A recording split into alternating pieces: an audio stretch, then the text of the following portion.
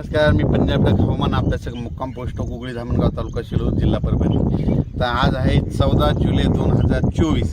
आजपासून परत एक शेतकऱ्यासाठी अंदाज आहे आणि मी आज आहे जिंतूर तालुक्यामध्ये येलदरी धरणावर आहे. आणि तुम्हाला एक सांगू इच्छितो, ह्या येलदरी धरणामध्ये उन्हाळ्यामध्ये 26% पाणी होतं आणि ह्या काल परवाचा जे पाऊस पडला होता त्याच्यामध्ये 4% वाढलं, म्हणजे जवळपास 30-31% वाढलं आहे. म्हणजे याला आवक यायला सुरुवात झाली. परत शेतकऱ्याला सांगू इच्छितो की आपण मागचा अंदाज दिला होता की राज्यामध्ये जवळपास 14 तारखेला पाऊस सुरू होईल. तर तुम्हाला सांगतो, राज्यात पाऊस सुरू झाला, विदर्भात सुरू झाला आणि राहिलेल्या ठिकाणी राज्यामध्ये पूर्व विदर्भ, पश्चिम विदर्भ, दक्षिण महाराष्ट्र, उत्तर महाराष्ट्र, कोकणपट्टी, मराठवाडा या सगळीकडे या भागामध्ये आज 14 तारखेपासून म्हणजे आजपासून बऱ्याच रात्री पावसाला सुरुवात होणार आहे म्हणून हे अंदाज लक्षात घ्यायचा. परत एक सर्वांना सांगू इच्छितो, कोकणात देखील मुसळधार पाऊस पडणार आहे म्हणून कोकणपट्टीच्या लोकांना देखील काळजी घ्यायची गरज आहे. त्याच्यानंतर सगळ्यात महत्त्वाचं म्हणजे मुंबईला ह्यामध्ये ह्या 4-5 दिवसात म्हणजे 14 ते 18च्या दरम्यान अतिवृष्टी होणार आहे, मुसळधार पाऊस पडणार आहे.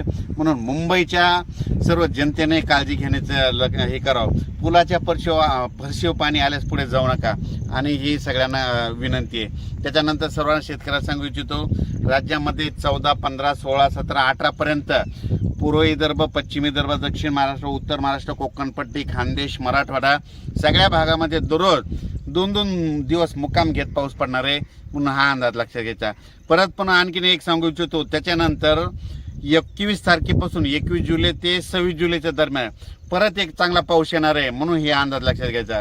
मागच्या अंदाजामध्ये सांगितलं होतं की राज्यामध्ये 2 म्हणजे 16 तारखेला एक कमी दाबाचा पट्टा तयार होणार आहे आणि त्याच्यानंतर 19 तारखेच्या नंतर एक होणार आहे आणि हे 2 देखील कमी दाबाचे पट्टे झाल्याच्या नंतर ते महाराष्ट्रामधून जाणार आहे.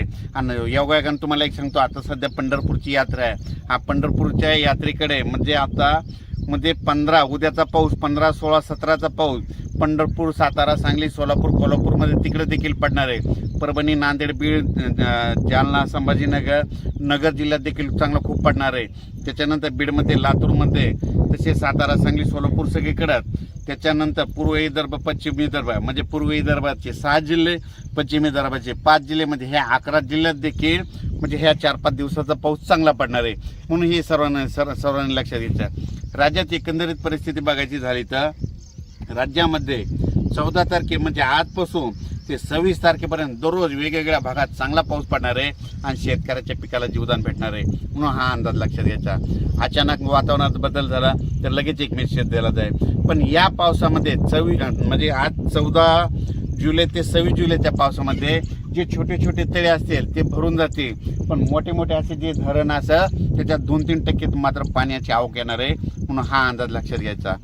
परत सर्व शेतकऱ्याला सांगू इच्छितो की काय होईल, पाऊस पडल्याच्या नंतर ओढ्या नाल्याला पाणी येईल, पुलाव पाणी येईल आणि आपले शेतकरी काय करतात की ते पूल ओलांडून जातात.